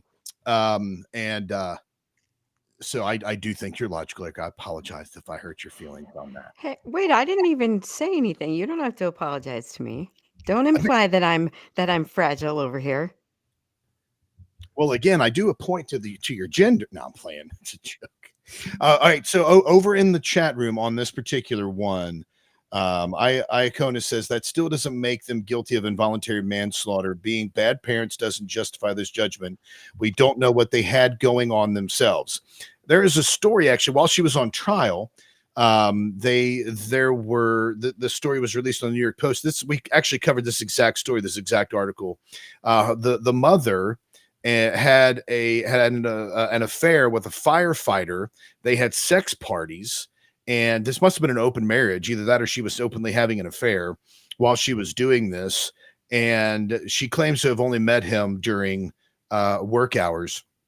But there were texts that were sent from the mom. The prosecution showed text message exchanges between Jennifer and Ethan in which the word love only appeared 3 times over the course of several years.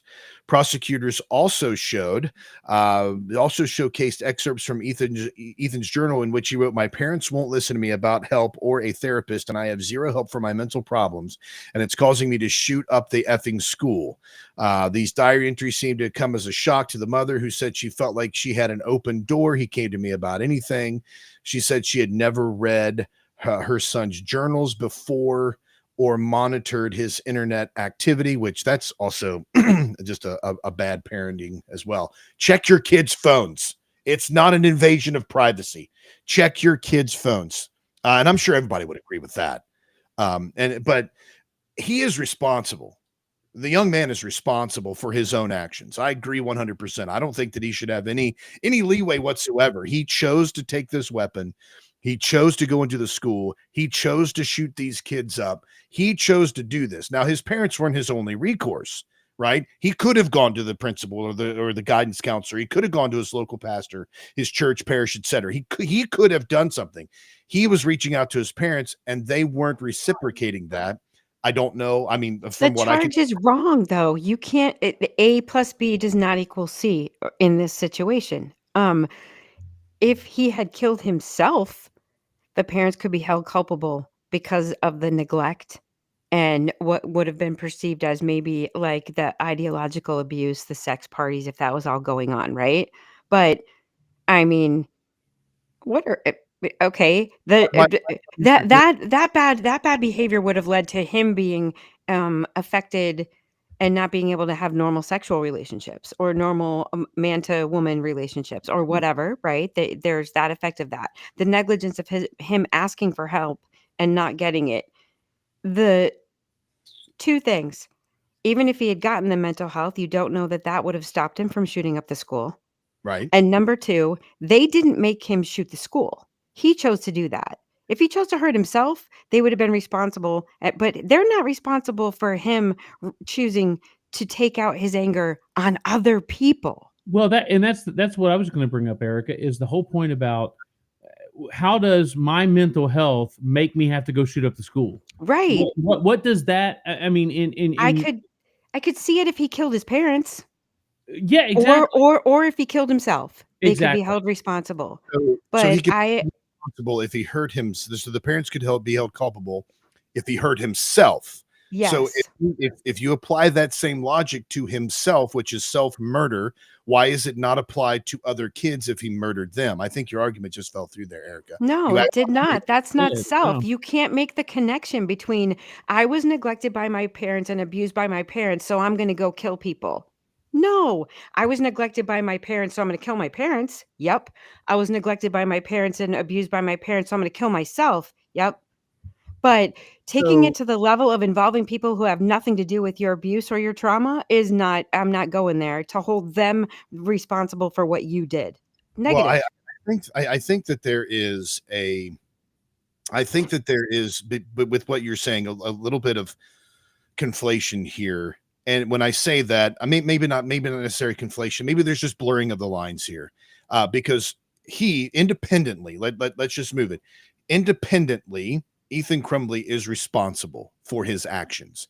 They did not get a temporary insanity case. I don't believe that they did a defense based on temporary insanity, which would still have resulted in him being locked up for a period of time, if not the rest of his life, under psychiatric care. So it still would have been some type of incarceration, which is unjust in itself. But he was tried on his own merits, and he was sentenced, right? So absolutely, we agree, and I think everybody here agrees for the most part that he was responsible for his actions, and he went to jail for that. He was tried and convicted for that. Right? What they're looking to now is they're saying, hold on just a second. This kid was trying to get help. He was trying to reach out to you as the parents. Why didn't you do something about this? Oh, well, because I didn't think he was serious. But it turns out that he was serious. So they followed the line back and said, okay, well, there were several places where you could have done something as a parent to stop it. And that's really what this is all about. And Peter says in the comments, he says that he's torn about the decision, because he said if your kid vandalized a building, the parents would have to pay for the damages. So they would be culpable for those damages of that building, which is a new thing. That's a new thing. Okay, number one, because let me tell you something. I've been in trouble for doing something I shouldn't have been doing to property that wasn't mine. And in my day, you did community service and you were forced to work to pay to make it right. You repainted the building. I had to spend an entire summer resodding the football field for riding my motorbike on it with a bunch of my friends and tearing it up. I My think parents didn't have to pay for it. I did. I had to pay for that. but I think that there are situations where it does actually happen. where somebody actually does have to be, parents do have to be responsible. I remember a situation growing up where there were several members of my family. My brother, I'm going to go ahead and throw him under the bus, wasn't me. My brother and several other members of the family had vandalized property. I mean, heavily vandalized property. And my parents and the other family members' parents got together and said, we got to pay this off. And they paid it off. Now, what they did to punish their kids or discipline their kids, I can't remember. I wasn't involved, so I didn't give a flying crap. But I'm sure my dad took it out in with dividends and made sure my brother paid it back. But I mean, it was embarrassing for all of us, like for our parents. That was an embarrassing thing that we did. It was, but we were definitely made to be responsible for it, including on top of whatever our parents did to us, which was pretty extensive.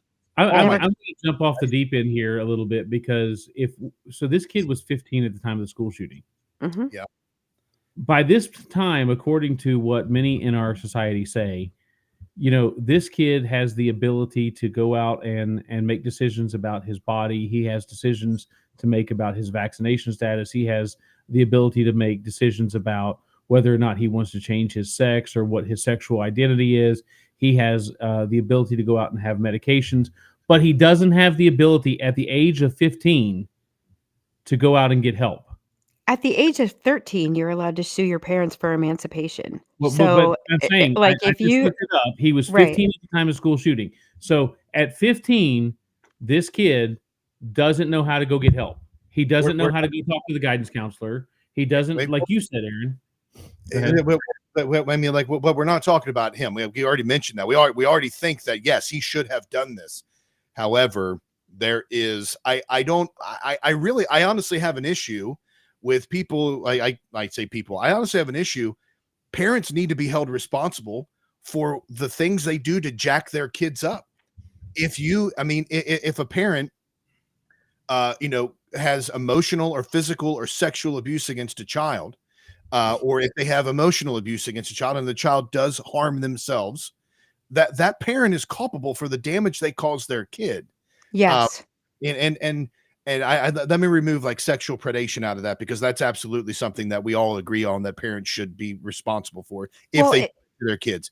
But like if a parent provokes a child to anger and that child does something to hurt themselves or to hurt others, that child's responsible. But come on, now there should be a link.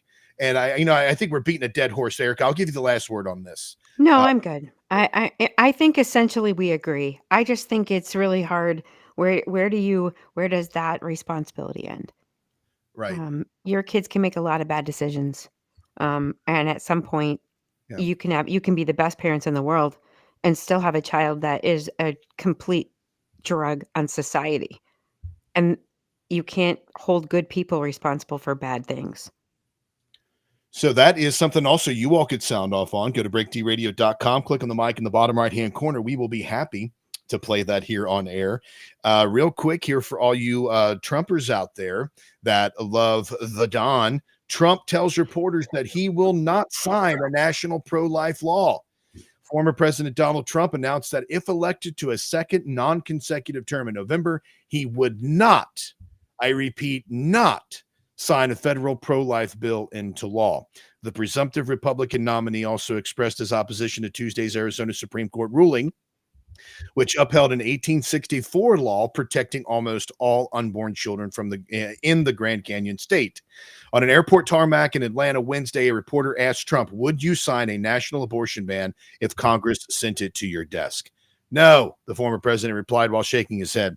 The reporter asked Trump another time if he would sign a hypothetical federal level pro-life bill. To this, Trump again answered no. Now, he says here, and his reasoning on this, the states will determine by vote or legislation, or perhaps both, and whatever they decide must be the law of the land. In this case, the law of the state. Trump said Monday via a video posted to Truth Social. Now, this might be one of those places where I have a little bit of cognitive dissonance. There should be a law, obviously, a federal law protecting children from being murdered in the womb. I mean, the law, murder is already a felony. Right. So there's already something in place to stop murder. This specifically puts up a barrier to abortion in any state, regardless of what that state votes for. Because when it comes to children and when it comes to murdering babies, I kind of fall on the that shouldn't be done spectrum of that. You know, it's a spectrum. You know, it's a circle. It's not a line. It's a circle. Yeah, that's fine. I'm on the spectrum of it shouldn't be done, but I completely disagree with you, and I totally agree with Trump. I don't think that the government should have anything to do with it. I think that the people need to be morally and ethically righteous enough to make that decision themselves, and I don't think putting some kind of political or law or some kind of wording in place that says that you're gonna be punished by the government if you do this is the wrong way to go. That's not fixing the problem. Just a Band-Aid. So here is this was dropped in the Crusader Stadium chat room by Rimden 1803. He said, totally off topic, guys, but did you see Joshua Smith from Breaking the Cycle go full abolitionist on abortion? Libertarian is pro-life. Count me in. This is the video that he shared. So I'm going to go ahead and play this real quick. See, we're interactive with our listeners. That's it. I will be the only truly abolitionist candidate on the ballot in 50 states come May. I'll be the only one if we get the nomination. There will be no other pro-life candidates. There will be no other abolitionist candidates. I will be the only one that you can vote for and go to sleep at night and say, I voted for the guy who wanted to end the practice of baby murder. I'll be the only one. Or you can vote for the guy that's like, a little baby murder is fine as a treat. Or you can vote for the guy that's like, all the baby murder's fine, it's good. Or you can vote for the guy that wants to abolish the practice entirely and bring us into the fucking current society without killing babies. Okay? Sorry about that. I didn't know that was in there. But regardless, what the guy just said absolutely makes complete sense. I am perfectly fine with having a completely abolitionist. Because when you think about it, unless you say you call yourself pro-life, unless you say that you have no exceptions for abortion whatsoever, even in the cases of the life of the mother, quoting fingers, or in the cases of rape or incest, you're not pro-life. You're pro-abortion. Here's my problem with this guy. What he's saying there is exactly 100% the antithesis of being libertarian. It's exact opposite of what true libertarianism is, which is not having, because if I was truly libertarian, I'm not responsible for your decisions. I'm my decisions. I don't tell you what to do in any way, shape, or form. I'm not responsible for your good decisions. I'm not responsible for your bad decisions. Libertarianism says every man for himself. Don't get in my, they're like, you stay in your lane, I'm going to stay in my lane. And as long as our lanes don't cross, I don't really care what you do because I'm not responsible for you or your soul. There is I think this is a little bit extreme. I'm generalizing, right? I'm generalizing, but he's a libertarian candidate who wants the government to specifically say you cannot do this. And that's the exact opposite.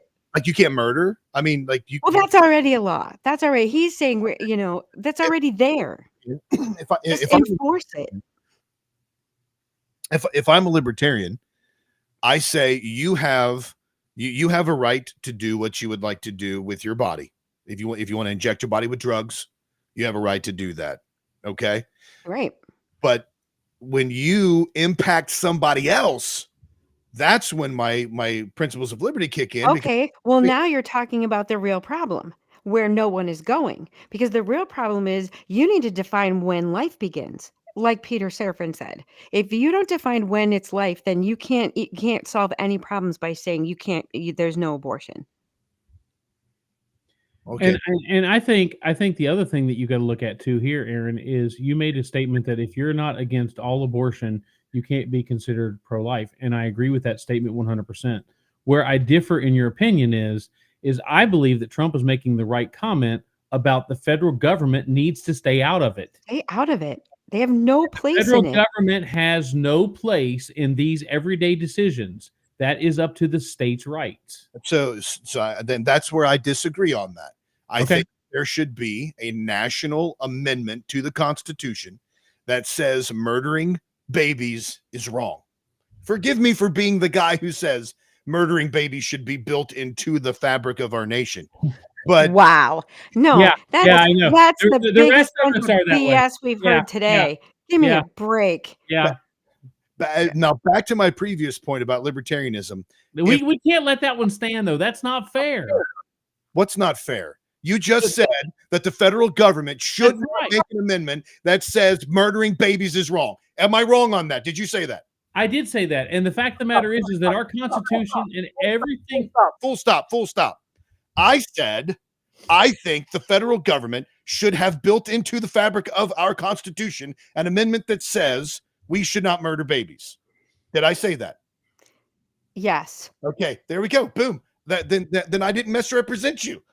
No, I think the only misrepresentation would be that Trump was saying he's not going to sign a bill that comes across his desk that outlaws abortion in the country. You're talking about a constitutional amendment, which actually is a much more specific and majority way to do it. If it's a constitutional amendment, there's a lot more involved than just signing a bill that comes across your desk from Congress. I believe there should be. What I'm saying is I think there should be an amendment to the Constitution. I've said that for years. Okay. But I also, if a president claims to be for babies and against abortion, and if a law comes before him and he goes, states' rights, not signing, I'm sorry, I don't agree with that. I think he should make that because we're not talking about guns. We're talking about protecting innocent children. If we have to go to an extreme measure, like having a law, which you all already said murder is wrong, but we have to specify because for some reason people think a baby that is germinated an egg that has been impregnated by sperm is not a baby. They don't think that that's life. But if you have a baby there in your body, that baby should be protected. Now, the law for murder doesn't cover that unless that life is taken against the mother's will or the mother's wishes, like in a car accident or something like that. Or if, but hold on. It does cover it because there have been people who have been convicted of double homicide when the mother and the child in the womb are killed. We do have legal precedents set It's for a this. double standard. Exactly. It's a double standard, and they only apply it when they want to apply it. Correct. That's why I still think, and call me a liberal if you want, I still think that the federal government needs to stay out of these decisions. And okay, so Aaron, to your point and on your side, what Brian and I are saying is opinion. Our opinion is that the government should not have any say in any law such as this, that it should be a much more constitutional process, right? But I don't think we're debating the fact that abortion's wrong. No. And my saying, you need to fix the moral fabric of the country. You can't legalize, you can't just lawyer that up. You can't just, write a law and make people moral and ethical. I totally get you all. You all are both as staunchly pro-life as I am. I totally get that. And I would not call that into question. I just, and from the outset, this is probably one of the things that I look at that is probably cognitive dissonance when it comes to my embracing of states' rights as opposed to embracing this measure, which some people in the chat room over here on the Crusader Stadium chat room saying that a federal law would be as unconstitutional as Roe. I'm in that regard. I fully recognize that somebody would have that idea, that understanding, or that opinion. However, in a worldview where we are Christians, in a Catholic worldview, as the people over here in the Crusade channel would agree, or a Christian theonomic worldview and understanding of that, where the Constitution is deficient is in those places where protecting human life is not embraced, right? So if the Constitution, if I have the Bible in one hand and the Bible says murdering babies is wrong, and the Constitution says states' rights, I'm going to say, well, I'm going to hold out for the Bible instead because the Bible supersedes the Constitution in that regard. Now, I have the ability to balance that in my brain because I have the ability to balance a lot of things in my brain that may not be Brian, he's saying that we don't have the ability to multitask in our brains. I heard him. I Right. heard him. Oh my I'm gosh. gonna just write that one down with the whole, well, I am a woman, an illogical comment. Yeah, I heard him. I heard him. Putting those in my back pocket. I'm not. Oh my gosh. You can leave your greatdradio.com. Click on the mic in the bottom right hand corner. We'll be happy to play that. All right. So we only have a couple of minutes left here for the big one that I'm sure Brian was just chomping at the bit to get to. A wet team stopped a man in Chicago and murdered him in cold blood on the street. 96 bullets fired. Yep. In less than a minute. I mean, we're talking seconds. And they absolutely just murdered a guy because he was black. That's why they did it. Just absolutely horrible. Dexter Reed was stopped by the police because of a seatbelt violation, quoting fingers. Now, I don't see how it was a seatbelt violation because you can't see in the windows of the guy's car. But it was the same cops. 4 of these police officers were the same ones who were already under fire for really shady pulling people over practices, right? So they pull this guy over, and the dude, for some reason, decides that he wants to fire a shot, evidently, at one of the cops, which is kind of stupid, right? You fire a gun at somebody that has a gun, and, you're going to find out. And so what happened, though, was they fired 96 shots in 41 seconds at this guy. Then when he gets out of the car, weapon on the passenger seat by this point, he gets out of the car, walks around to the front, the fire still, the gunfire continues. The guy falls on the ground. He's emotionless. And then there are 3 final shots fired into the dude from a cop. So this is people are going crazy over this because it's a bit excessive. They really don't have a reason why they pulled the guy over. There's really been no actual explanation as to why the guy's been pulled over because, again, if you watch the video, I don't see how they could see the dude's seatbelts on or off because the windows are pretty heavily tinted. So there you go. What do you think about that, Brian? Murder in the streets. Blood of African Americans are flowing down the gutters of Chicago. Go. Well, I'm just going to say, first of all, it had nothing to do with a seatbelt violation. That's what all of the media is saying. However, if you know much about Dexter Reed, you know that he was out on pretrial release after being charged in 2023 for 3 counts of aggravated unlawful use of a weapon and 1 count of possession with a firearm after his FOID was revoked. You're victim. I'm just going to go ahead and say that they should just charge his parents. I think they should parents too. Yeah. I mean, but here's the deal. Like, Brian, you went automatically to, well, this guy had priors. Those priors had nothing to do with why they shot him 96 times. That's what, no, they stopped him because of his priors, number one, but they started shooting at him because he shot anywhere between 9 and 11 shots at the police officers who were trying to talk to him. Okay, yeah. They're just trying to talk to him. They're just trying to talk to America. No, well, okay. That's what the come body on. cam shows. Yeah, you're just instigating, Aaron, Yeah, because it's exactly what he's this doing. guy, you may say that their priors didn't matter, right? And they don't in a court of law if he's being tried on a warrant or brought in there for a crime, right? But when a police officer pulls up on you, let's say they thought he didn't have a seatbelt on, or I don't know, maybe they just didn't like the way he looked. They ran his license plate. All of his priors are going to come up. And that's absolutely used. That's absolutely used every time somebody runs your license plate for Which the simple they do traffic all the time. violation.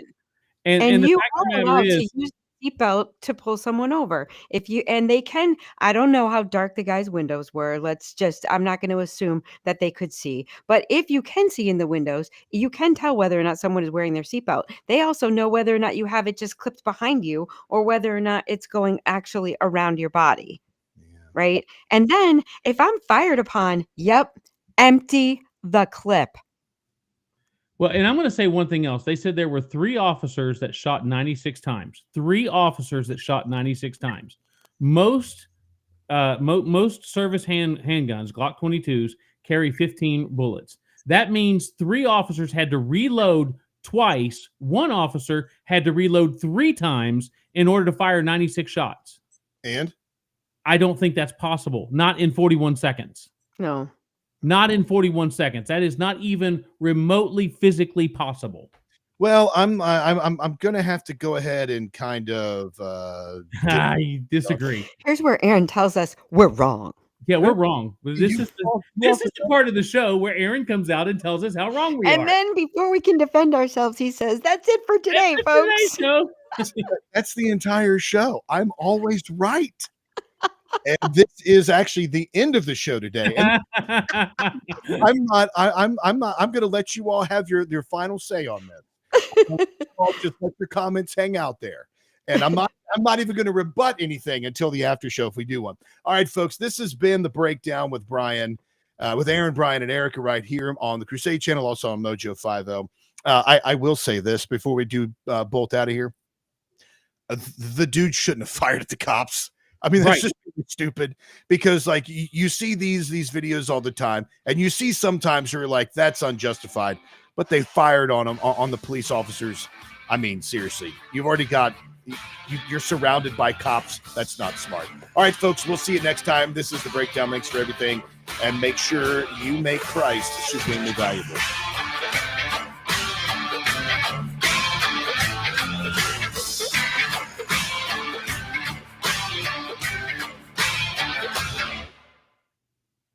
All right.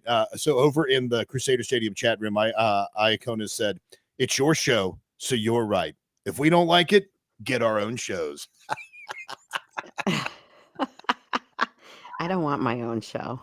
But that is absolutely right, though. I mean, I do have the right to assert my opinion whenever I want to, but you all do too. I think